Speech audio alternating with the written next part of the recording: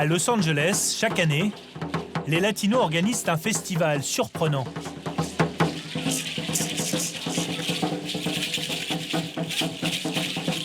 Ça commence toujours par ces danses aztèques, au beau milieu d'un cimetière. Le festival du Jour des Morts, c'est la version latino de notre fête de la Toussaint, rendre hommage aux défunts. 1, 2, 3, souriez. Parfait. L'attraction, ce sont ces hôtels mortuaires, élaborés par des artistes en l'honneur des morts de leur famille. Le festival est de plus en plus populaire. 35 000 personnes attendues cette année. Et cette affluence attire les plus grands sponsors, comme cette marque de bière, numéro 1 au Mexique. Mais le principal annonceur cette année est un géant suisse. Voici l'hôtel mortuaire de Nestlé, premier groupe alimentaire mondial. Au milieu des crânes et des photos de défunts, des boîtes de café de Hoya et de chocolat Abuelita, deux produits spécialement conçus par Nestlé pour les Latinos des États-Unis. Et apparemment, l'hôtel et les danseurs, ça plaît. Ça fait une super photo. Je viens de l'envoyer à mes amis et il y en a beaucoup qui vont venir. Sur le stand Nestlé, les commerciaux distribuent du café glacé et des tasses gratuites. Et parlez de ces tasses à vos amis sur les réseaux sociaux, sur Facebook et sur Twitter. Nestlé propose enfin de se faire tirer le portrait gratuitement aux couleurs du chocolat Abuelita. Souriez à la caméra. 1, 2, 3. Ça vous plaît? Je récupère la photo. Tout est bon pour séduire les Latinos. Merci. Avec cette devise en espagnol, vive la culture. Ce ciblage des minorités, c'est du marketing ethnique. Un ensemble de techniques commerciales qui visent spécifiquement les Latinos, les Noirs ou les Asiatiques pour les convaincre d'acheter des produits. Aux États-Unis, tout le monde en fait et ça ne choque personne. En France, le marketing ethnique commence à apparaître. Mais comme ça heurte les valeurs de la République, c'est beaucoup plus discret. Enquête sur un nouveau phénomène, faire du business avec l'argent des minorités.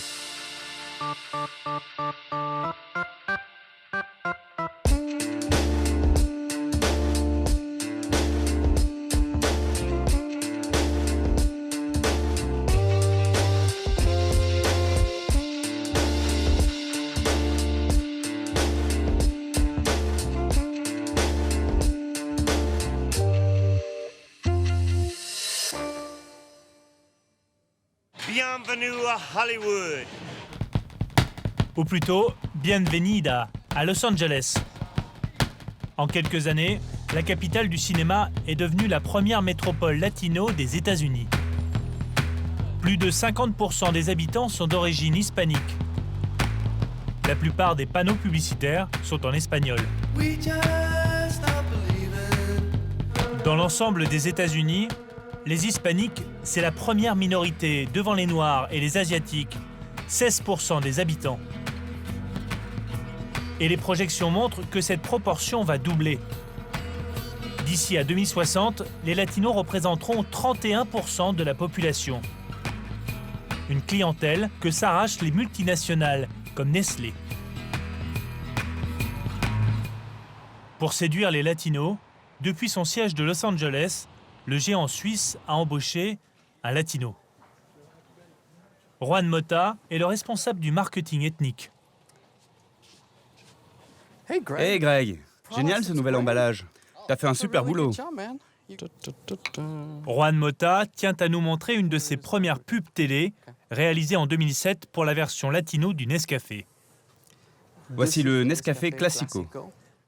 À l'époque, pour toucher les latinos fraîchement arrivés aux États-Unis, il joue sur leur nostalgie du pays. Después de mucho tiempo, te acostumbraste a contestar con un hello y no con un bueno, a saludar de mano y no de beso. Pero lo que no ha cambiado de tu vida acá es el sabor y aroma de tu café. Nescafé clásico. Saborea el momento. L'idée de cette publicité, c'était de dire « Maintenant, vous vivez ici aux États-Unis, mais la façon avec laquelle vous buvez votre café et vivez votre vie est encore très hispanique. Le café, c'est très affectif, vous savez. » 3 ans plus tard, en 2010, Juan Mota crée ce site internet en espagnol avec une dizaine de produits Nestlé spécifiquement sélectionnés pour les latinos. Bonbons, glaces, surgelés, pizza ou jus de fruits, une gamme complète avec des promos et des recettes. Et en plus des latinos, Juan Mota et son équipe ciblent désormais les asiatiques. Comment tu vas? Très bien, et toi? Ça va, ça va. Cette marque de café, Café Viet, va être lancée dans les prochains mois auprès de la communauté vietnamienne des États-Unis. Dans les pubs Nestlé, les minorités sont présentées sous un jour positif. Ce sont des consommateurs, il faut les flatter. Rien à voir avec la façon dont les pubs américaines représentaient les Noirs il y a encore une 50aine d'années. À l'époque, dans les réclames, un Noir, c'est souvent une domestique, un serveur, ou encore un objet que l'on repeint en blanc. Tout va changer dans les années 60 avec le mouvement des droits civiques et son point d'orgue, le fameux discours de Martin Luther King à Washington en 1963. I have a dream that one day the sons of former slaves and the sons of former slave owners will be able to sit down together at the table of brotherhood. Dans la foule, un jeune communicant afro-américain, Byron Lewis. En écoutant Martin Luther King, il comprend ce jour-là que les Noirs peuvent devenir des citoyens, mais aussi des consommateurs à part entière.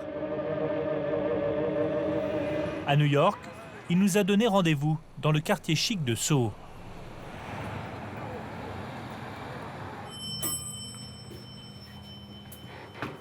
Bienvenue, entrez.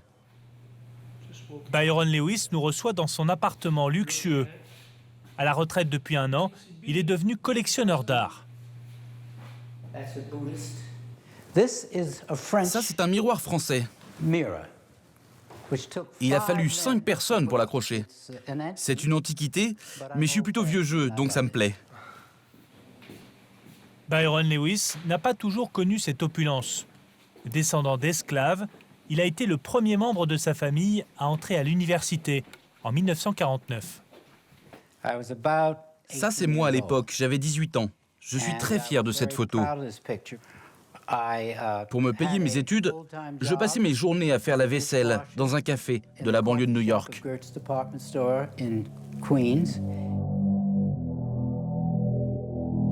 Diplôme en poche, Byron Lewis cherche un travail dans la publicité. Mais les agences de l'époque sont presque 100% blanches. Lors d'un entretien d'embauche, le jeune homme est confronté au racisme. Le type s'est levé, il a fermé la porte derrière lui, et là il m'a dit « L'annonce parlait d'un candidat avec un diplôme d'une université prestigieuse.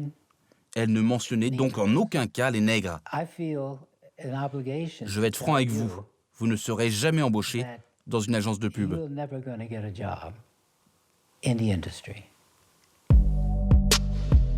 Mais 20 ans plus tard, la donne change. La communauté afro-américaine est en pleine ascension. En 1970, les Noirs sont 23 millions, soit 11% des Américains. Et leur pouvoir d'achat, en forte progression, atteint 25 milliards de dollars.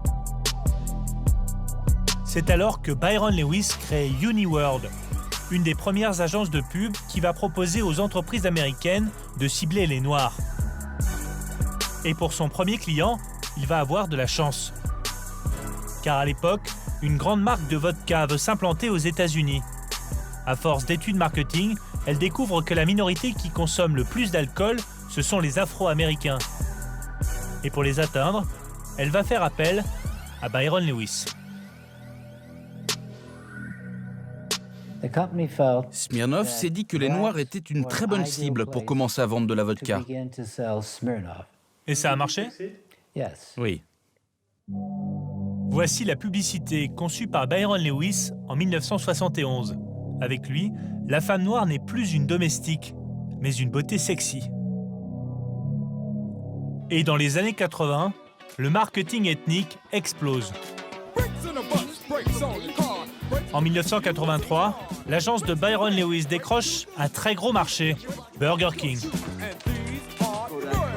En 1986, Kodak suit, avec le comédien Bill Cosby.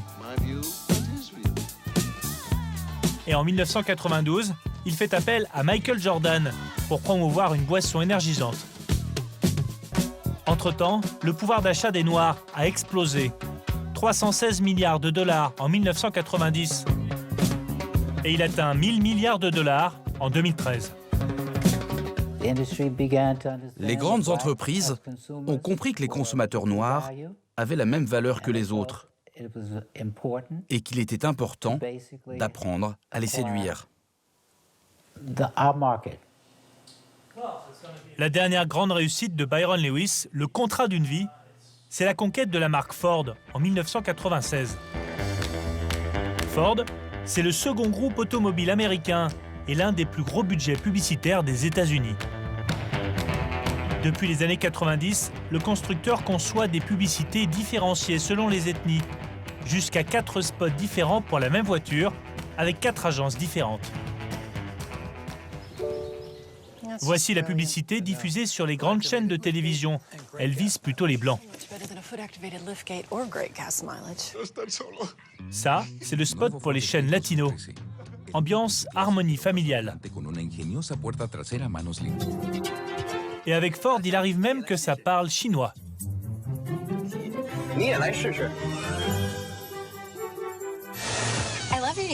Quant au spot pour les Noirs, c'est l'agence Uniworld de Byron Lewis qui les conçoit.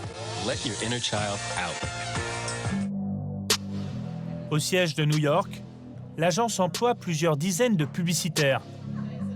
Quelques hispaniques, mais surtout des créatifs noirs. Eux seuls sont censés savoir jouer avec les codes culturels qui parlent à leur communauté. Comme dans cette publicité de 2009, qui avait permis à Ford de faire décoller les ventes auprès des consommateurs afro-américains. Dans le spot, des stars noires, mais surtout une idée de génie qui a touché la communauté. Vous n'avez rien vu? Se lâcher de micro chez les Noirs américains, c'est un geste culte. Le lâcher de micro, c'est un truc marrant que font certains comiques afro-américains très connus. Quand ils font leur dernière blague, celle qui tue, ils lâchent le micro et ils quittent la scène. C'est avec ce genre de détails que notre cible se dit « Ah ah ». Est-ce que vous croyez que quelqu'un d'autre qu'un noir aurait pu concevoir cette publicité? Recruter des stars, c'était à la portée de tout le monde. Mais pour trouver les trucs qui font mouche auprès des Noirs, il fallait être dans la culture afro-américaine.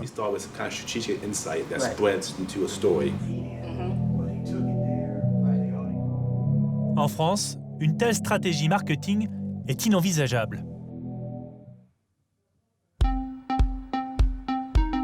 Chez nous, officiellement, les ethnies ne sont pas reconnues. La République ne forme qu'une seule communauté de citoyens. Parce qu'il n'y a pas de diversité? Évidemment non. Les Français d'origine européenne sont majoritaires. Mais selon l'INSEE, les habitants originaires du Maghreb, d'Afrique et d'Asie représentent au moins 6,8 millions de personnes, soit plus de 11% de la population métropolitaine. 6,5% proviennent du Maghreb, 2% d'Afrique subsaharienne et 1,4% d'Asie. Impossible pourtant de prendre en compte ces différences. Comme le dit la Constitution, les citoyens sont censés être égaux sans distinction d'origine, de race ou de religion. En France, la notion d'ethnie semble taboue. Interdiction de faire des recensements ethniques, des fichiers clients selon la couleur de peau. Du coup, les marques n'ont-elles pas tendance à oublier les minorités?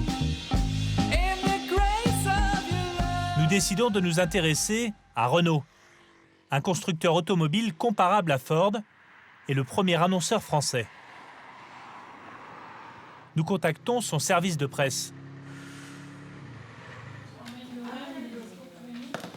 Notre objectif, consulter l'ensemble des publicités Renault, afin de noter combien de spots présentent des Noirs, des Arabes ou des Asiatiques sur une trentaine d'années. Mais le constructeur décline, trop difficile à organiser. Du coup, nous nous tournons vers les archives publiques. Au petit matin, direction la Bibliothèque nationale de France, au département de l'INA, l'Institut national de l'audiovisuel.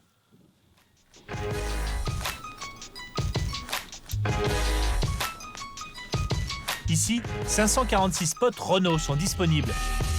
Ils ont été diffusés en France entre 1978 et 2013. Vanessa doit compter ceux qui comportent des comédiens non blancs. Et au bout de 3 jours, mission accomplie. Voici les résultats obtenus par Vanessa. Sur l'ensemble des publicités, 88% des spots ne font apparaître que des figurants blancs. Cette proportion évolue peu ces dernières années.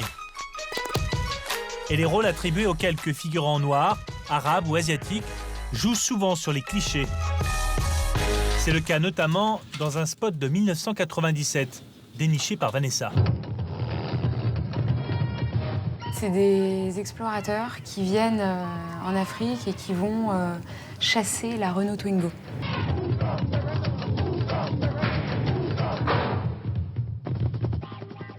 C'est la voix française d'Eddie Murphy, caricaturale, qui conclut le spot. Au club affaires Renault, Twingo Jungle est à partir de 54 600 francs. Jusqu'au milieu des années 2000, la plupart des spots Renault jouent ainsi sur des clichés, comme celui du chèque arabe. Pas assez cher, mon fils. Et dans les rares apparitions de comédiens noirs ou arabes, il y a surtout des rôles de garde du corps, de vigile, ou encore de boxeur.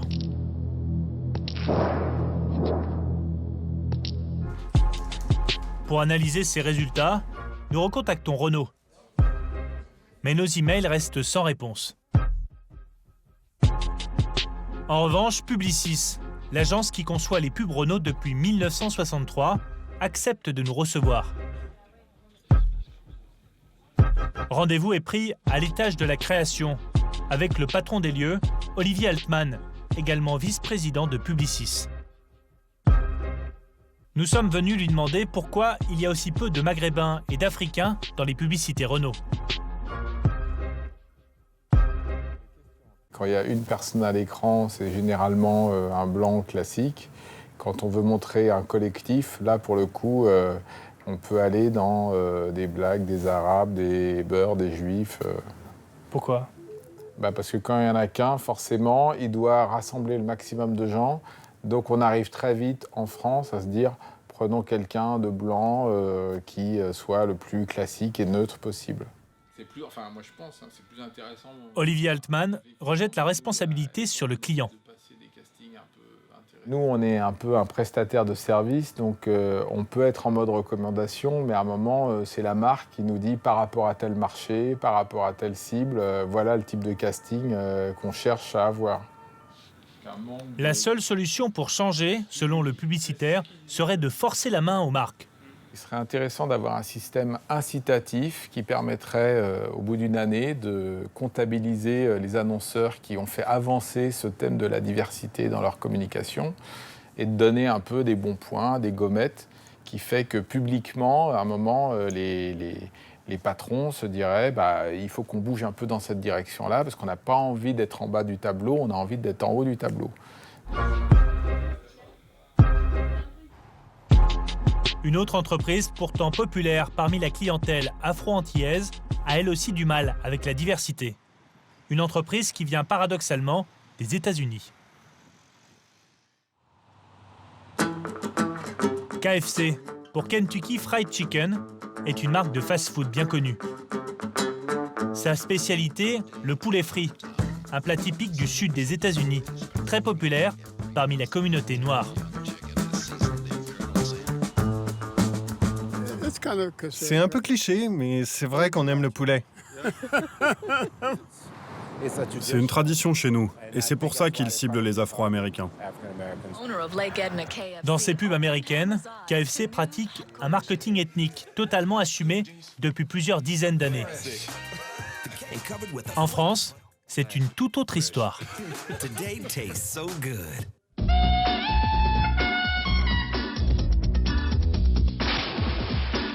Lorsque l'enseigne s'implante dans l'Hexagone, en 1991, elle cible les quartiers populaires de Paris, fréquentés par la communauté afro-antillaise. Pourtant, pas un noir dans les publicités.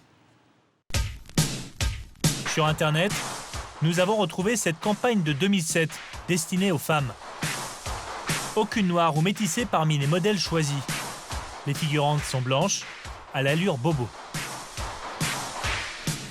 Même chose avec cette campagne dans le métro parisien en 2008. Les figurants sont de jeunes blancs, à milieu de la clientèle habituelle de KFC. Ce qui a créé la polémique. À l'époque, le Conseil représentatif des associations noires de France publie ce communiqué. Le CRAN s'étonne de l'absence de diversité sur les annonces publicitaires de la chaîne de fast-food et n'exclut pas la possibilité d'appeler au boycott des restaurants KFC.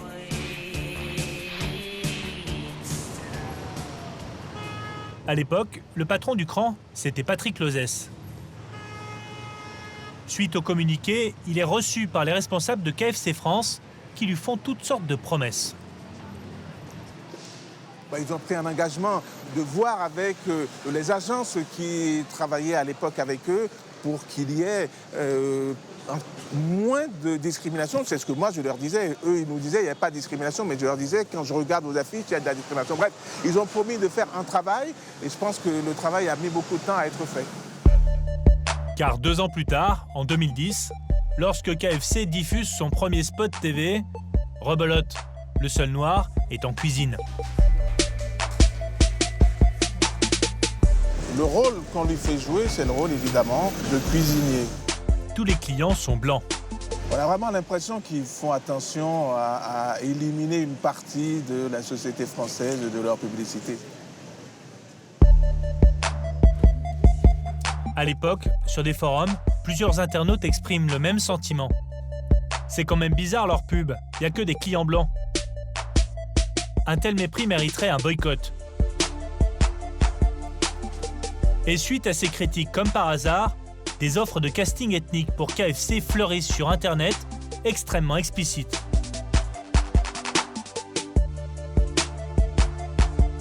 Recherche blanc, noir, beurre, métis, asiatique. Recherche une jeune comédienne métisse ou black très jolie de 18-20 ans pour une pub KFC.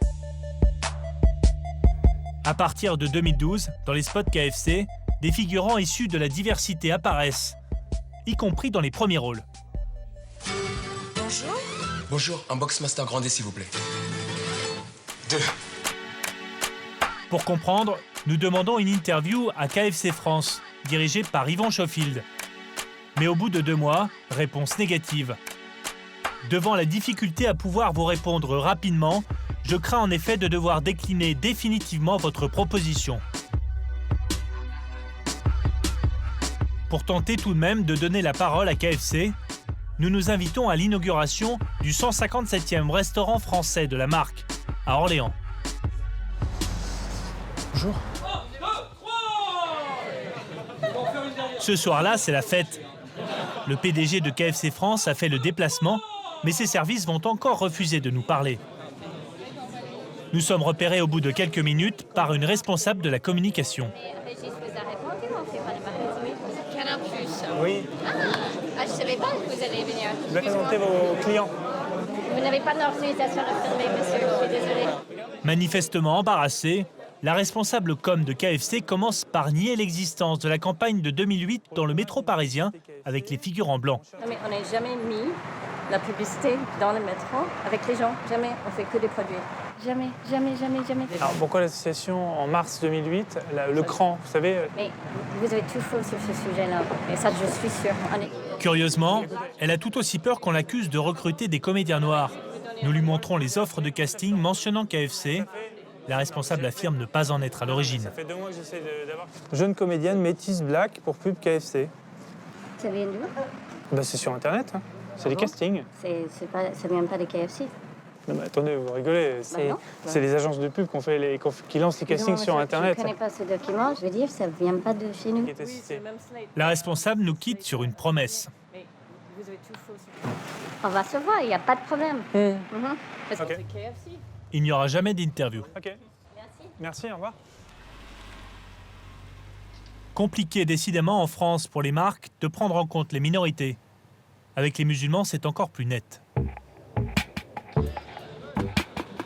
Selon les estimations, notre pays compterait 4 à 6 millions de musulmans, soit 8 à 10% de la population. Une clientèle potentielle non négligeable, notamment durant le Ramadan, la principale fête de l'islam. Pendant un mois, les croyants jeûnent la journée et mangent la nuit. Ils consomment globalement plus que d'habitude. Le budget alimentaire augmenterait de 30%, soit 350 millions d'euros. De quoi faire saliver les enseignes de grande distribution. Sauf que l'islam fait peur à une partie de l'opinion. Depuis quelques années, avec ce genre d'affiches, le Front National joue habilement sur cette islamophobie. Et dernièrement, le parti de Marine Le Pen était encore annoncé à 24% d'intention de vote pour les prochaines élections.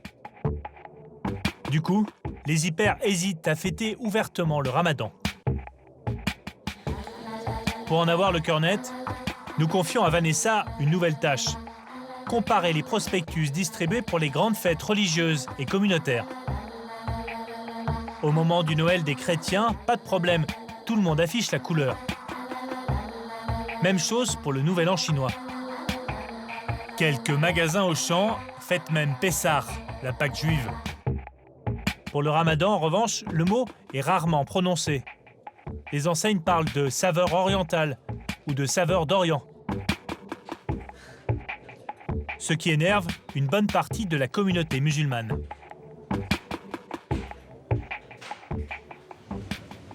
« 10 juillet 2013, à Bobigny, en Seine-Saint-Denis, le premier jour du Ramadan. Le supermarché Leclerc le plus proche a lancé son opération Saveur d'Orient, ce qu'une habitante n'hésite pas à dénoncer avec humour. Bonjour, entrez, welcome. Je te laisse refermer derrière. Samia Orozeman est une comique musulmane très engagée. Elle vient de recevoir le prospectus Leclerc dans sa boîte aux lettres. Cette année, encore une fois, Orient. Selon elle, le contenu cible clairement les musulmans. Regarde. Halal, halal, halal, halal, halal. Tout est halal. Les pizzas halal. Et ça, pour la comédienne, c'est de l'hypocrisie. Notre argent est assez bien, mais ce qu'on est, non. Je veux dire, on a tellement peur de ne pas plaire à une partie de la population française qu'on n'ose pas mettre les mots sur ce qui est là. Donc maintenant, je veux bien qu'il touche à notre porte-monnaie. Il n'y a aucun problème. Il est le bienvenu. Mais à partir du moment où il dit les choses clairement. En juillet 2012, pour se moquer de Leclerc, Samia avait posté une vidéo sur Internet.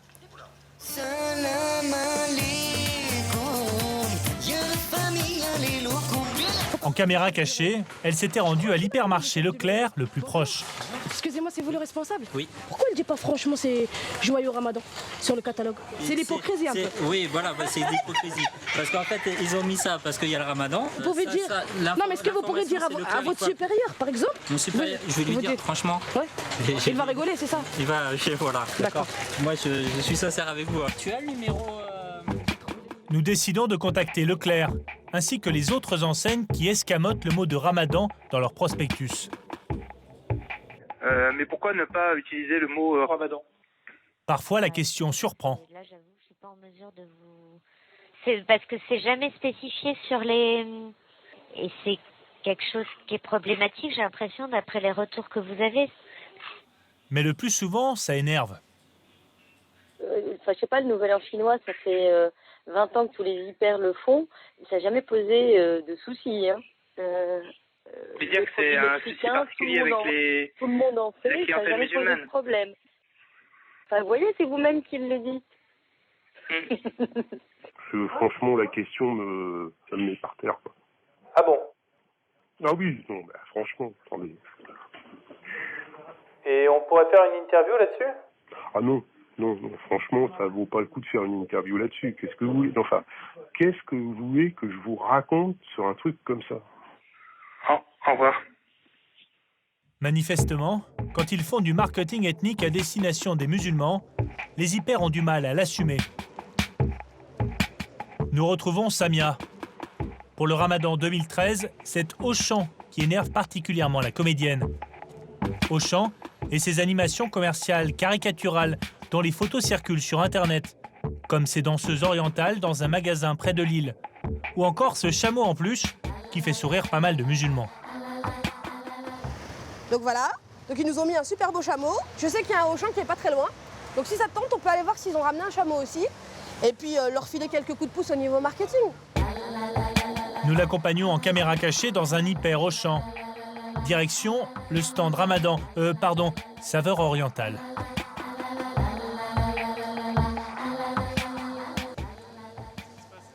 C'est quoi ce dromadaire? Là, ça fait la peine. Non, la vérité, on va leur montrer c'est quoi du marketing. Viens avec moi. Ah, il est beau.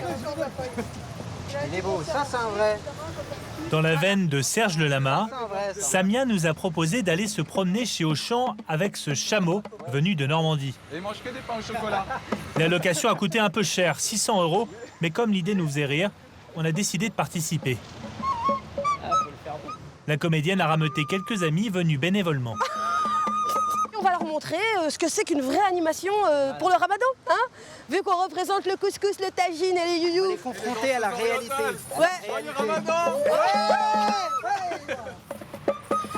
Nous suivons le cortège en caméra cachée.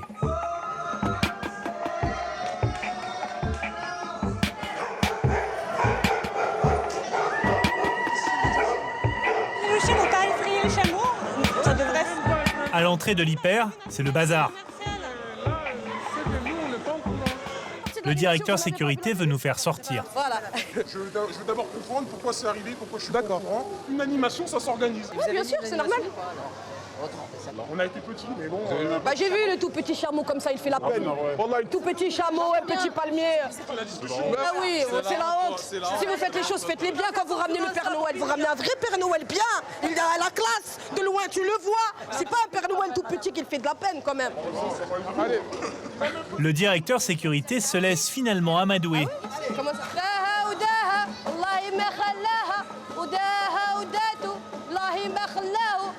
Cet après-midi-là, paradoxalement, Samia et ses camarades font les affaires d'Auchan. C'est triste parce que je pense que l'année prochaine, ils sont capables d'aller louer un vrai dromadaire et de se refaire une animation comme on l'a fait aujourd'hui et qu'ils n'ont pas compris que c'était complètement satirique. Et tu crois qu'ils vont dire Ramadan l'année prochaine? Inch'Allah.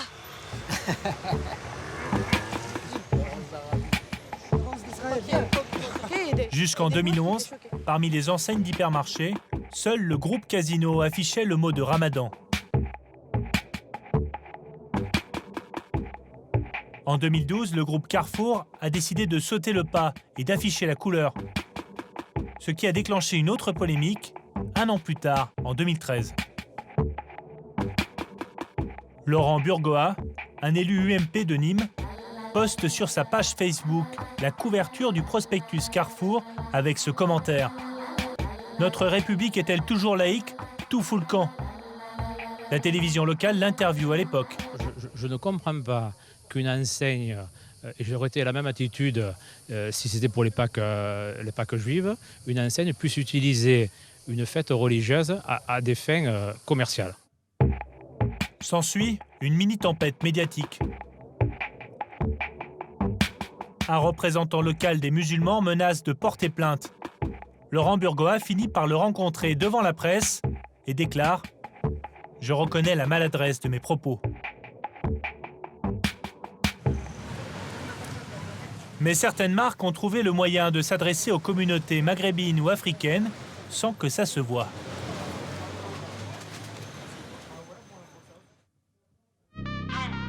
Le quartier du Val-Forêt, en grande banlieue parisienne, et ses dizaines de milliers d'habitants issus de l'immigration. Ici, plusieurs sociétés françaises très connues font du marketing ethnique, discrètement. Dans cette boucherie halal, ce jour-là, une dizaine de pubs défilent sur un écran. L'assurance maladie fait de la réclame pour son site internet. SFR propose une recharge pour appeler au Maghreb, tandis qu'Orange cible le Sénégal. Quant à Fleury Michon, l'entreprise fait sa pub pour des produits halal. Mais ces spots, vous ne les verrez pas à la télévision. Ils ont été réalisés spécialement pour les petits commerces par une société dont Mustapha Taïtaï est le commercial. Il vient régulièrement faire sa tournée. Tout fonctionne bien? Tu vois, je pense que j'ai l'heure qui se met en route le matin très tôt, comme ça. Si, je peux. Ça commence à 10h, je crois, 10h30. Si, je peux. Parce qu'aujourd'hui, ils sont tous programmés pour qu'ils s'allument à 10h30. Mustapha a sélectionné cette boucherie après plusieurs repérages. C'est la plus fréquentée du quartier. Et c'est ça qui a convaincu les annonceurs. Aujourd'hui, on est beaucoup demandé. Parce qu'on cible vraiment, quand on prend des endroits comme les boucheries, les pizzerias, où il y a beaucoup de monde, où il y a une grosse population maghrébine, africaine, et eux, ils ont besoin de cibler ces personnes-là. Et quand Mustapha dit qu'il cible vraiment, il cible vraiment. Il a ainsi installé 4 écrans dans ce taxiphone, littéralement sous le nez des immigrés qui viennent appeler leur famille. C'est malin, ils peuvent pas les louper les pubs là. Évidemment, et puis la conversation est longue, et puis ils les reverront plusieurs fois. Le taxiphone déborde de visuels. Même la vitrine a été rhabillée récemment par Mustapha pour le compte de Buzz Mobile, une nouvelle marque de téléphonie créée spécialement par SFR pour les appels à l'étranger. Il fonctionne bien l'autocollant. Buzz? Oui, celui de Buzz Mobile. Il est vraiment bien fait. Bah oui, j'ai fait comme on avait prévu.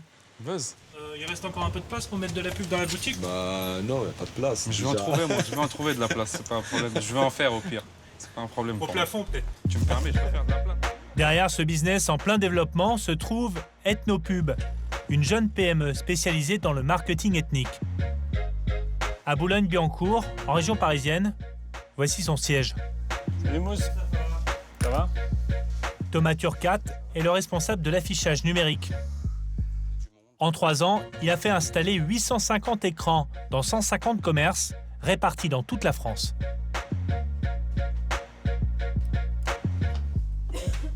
Donc après Paris, on s'est attaqué évidemment aux grandes agglomérations comme Lyon et Marseille, Nice, Saint-Étienne, Orléans, Le Mans.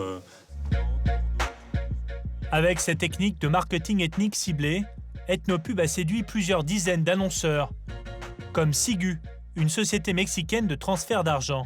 C'est la seule entreprise à avoir accepté de nous laisser filmer une nouvelle méthode de ciblage ethnique pratiquée par Ethnopub directement dans la rue. Le quartier Barbès, à Paris, est le lieu d'une compétition féroce entre les entreprises de transfert d'argent vers l'étranger. Et le leader incontesté, c'est l'américain Western Union. Pour gagner des parts de marché, Sigu mise sur cet homme, Cyril Nawawi. Chez Ethnopub, c'est le responsable du phishing ethnique, une forme agressive de marketing de rue. Ça va? Tu vas bien? Ouais, monsieur. Comment allez-vous, monsieur? Ça va? Vous allez bien? Sigu est surtout connu auprès des Asiatiques. La cible du jour, ce sont les communautés africaines et surtout maghrébines. Donc l'objectif aujourd'hui, c'est faire rentrer du monde dans la boutique. Et le deuxième objectif, c'est beaucoup de Marocains dans la boutique. D'accord. Okay. Sans complexe, Ethnopub a recruté l'équipe en fonction de la cible. Là, on a évidemment des gens qui vont chercher plus dans la communauté africaine, donc afro-caribéenne, et puis nos deux personnes du Maghreb qui vont aller chercher les Marocains spécifiquement si c'est possible. Le chef d'équipe d'origine algérienne part directement à l'abordage, en langue arabe. Salam alaikum. Ça va, frère? La baisse? Bechel. Les chaviers, on se serre la main. Cet autre commercial d'origine ivoirienne rameute un immigré sénégalais à la veille d'une fête traditionnelle dans son pays, la Tabaski. Il faut essayer pour la première fois avec la Tabaski. Tu vas oublier Western Union carrément, je te jure. Comme on dit, qui t'entraîne à rien. Voilà. Le commercial connaît quelques mots de sénégalais. Tu vas pas regretter, je te jure. Au revoir. À bientôt. Il n'y a pas de souci. Au revoir. Bonne journée. C'est utile de connaître quelques mots? On ne vous demande pas de connaître toute la langue, mais juste des petits mots pour pouvoir, voilà. C'est ça le business. Ouais, c'est ça le business. En quelques heures, l'équipe de choc recrutée par Ethnopub fait des ravages. Près de 150 clients défilent dans la boutique. Bonne fin de journée. Merci. Merci, Salut. Pour capter le portefeuille des minorités, d'autres sociétés utilisent des méthodes qui vont encore plus loin dans le ciblage. Bienvenue sur Salam Épargne, la première assurance vie 100% halal. C'est le slogan d'un produit financier lancé en juin 2012 avec pour cible les musulmans de France les plus fortunés.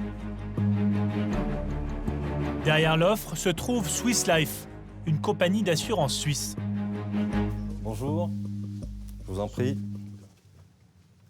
Vincent Liégeon, le directeur commercial, est le responsable de l'offre musulmane de l'assureur.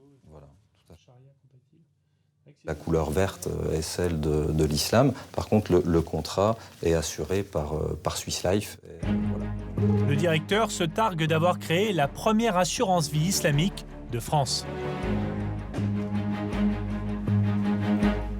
C'est avant tout un contrat éthique qui répond aux principes de l'islam, qui interdit les investissements sur certains secteurs comme l'armement, l'alcool, le tabac, les jeux d'argent ou la pornographie. Mais comment approcher cette clientèle musulmane prospère? En France, la loi informatique et liberté interdit de constituer des fichiers ethniques ou religieux. Il est interdit de collecter ou de traiter des données à caractère personnel qui font apparaître directement ou indirectement les origines raciales ou ethniques. Pourtant, en 2012, un des sous-traitants de Swiss Life a eu une idée simple, mais limite. Inventorier les noms à consonance arabe dans l'annuaire et les faire appeler par une société de télémarketing. Du démarchage sauvage. Et un beau jour, ils sont tombés sur ce nom, Bassem Assé, avec une adresse à Nantes.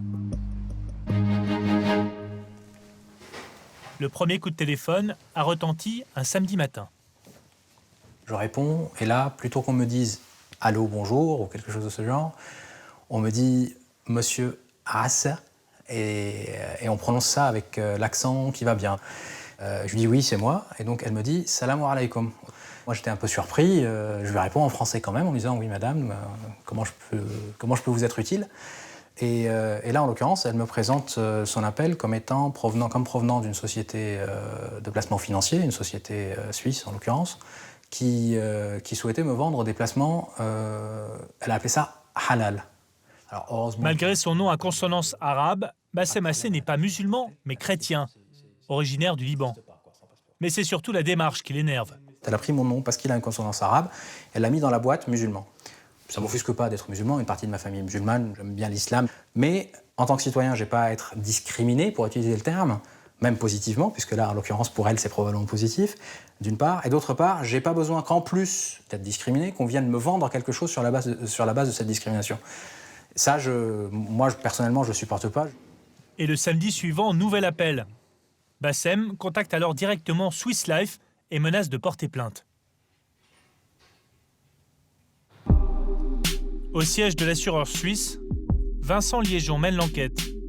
Avec l'aide de la police, il identifie un sous-traitant qui employait lui-même des commerciaux localisés à l'étranger.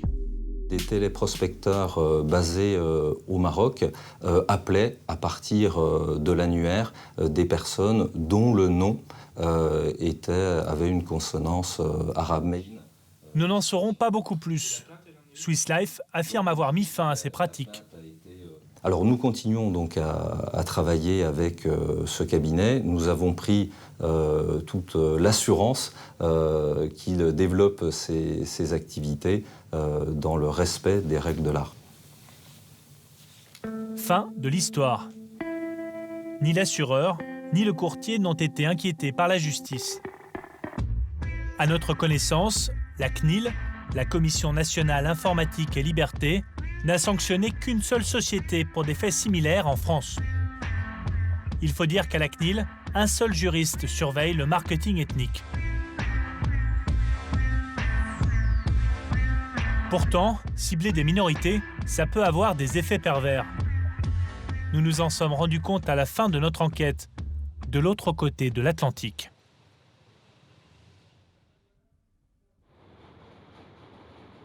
Retour à New York et à sa mosaïque de communautés.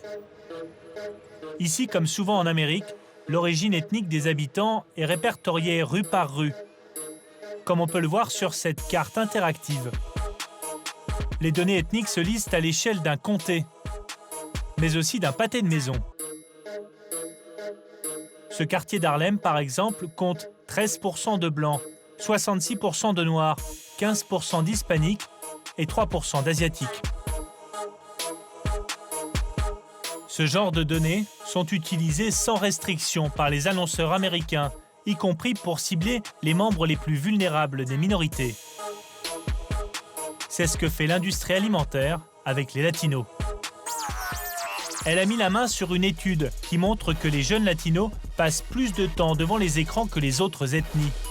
13 heures par jour devant la télé, l'ordinateur, les jeux vidéo ou le téléphone, contre 8 heures pour les jeunes blancs.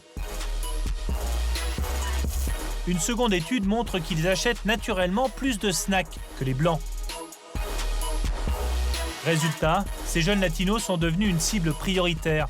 84% des pubs alimentaires sur les chaînes en espagnol le sont pour de la junk food.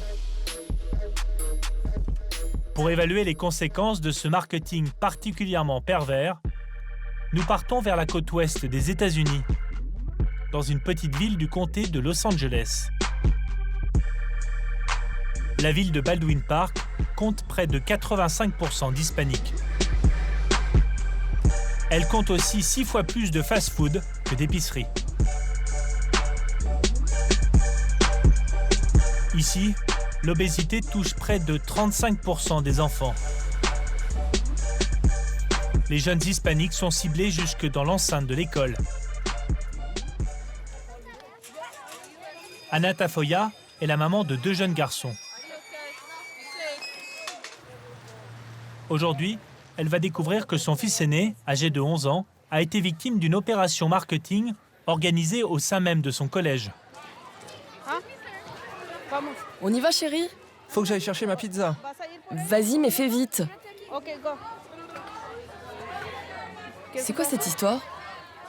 Une grande marque de pizza a parrainé la classe de son fils aîné, sans qu'elle en soit informée.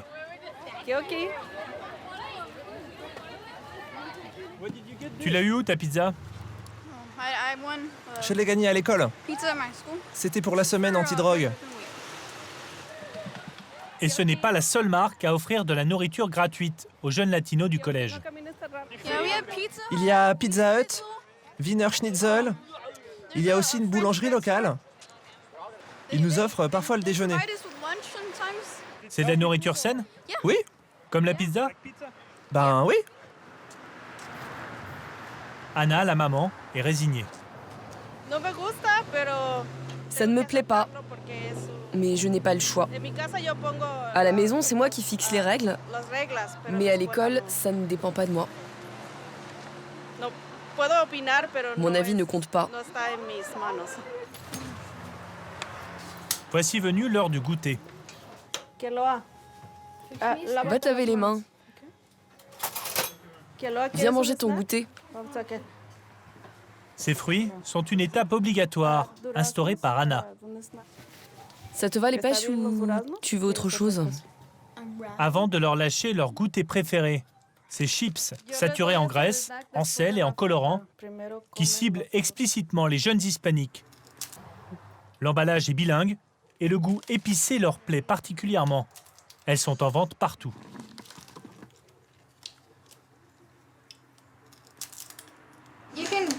On peut en acheter dans les 3 distributeurs de l'école et à la cafétéria, mais tout le monde en veut. Donc tout part en 5 minutes.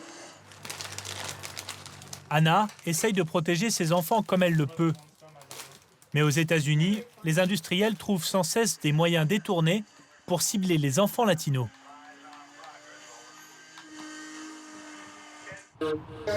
Souvenez-vous de Nestlé, le leader mondial de l'alimentaire, et son business ethnique très assumé en direction des latinos. En ce qui concerne les enfants, le discours officiel est bien calibré. On ne fait pas de publicité en direction des enfants. Nous pensons qu'il faut être responsable. Pourtant, il y a quelques années, Juan Mota organisait des concours avec la marque de bonbons Wonka pour le jour des morts. Hé, la fille, tu veux gagner un portable ou un iPhone? Ouais. Le gagnant de l'époque, ce jeune garçon, était reparti avec une caisse remplie de bonbons. Et ce n'est pas tout. L'an dernier, pour la rentrée scolaire, Nestlé a offert aux enfants de Los Angeles ses cartables remplis de nourriture en partenariat avec une chaîne de supermarchés latinos. Il y a enfin ce concours de flan organisé en Floride par une des marques latinos de Nestlé, la Lechera, pour une association de soutien scolaire.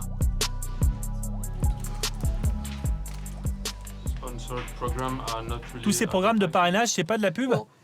Non, c'est une façon de travailler avec la communauté latino pour transmettre des informations et de l'éducation, des informations nutritionnelles.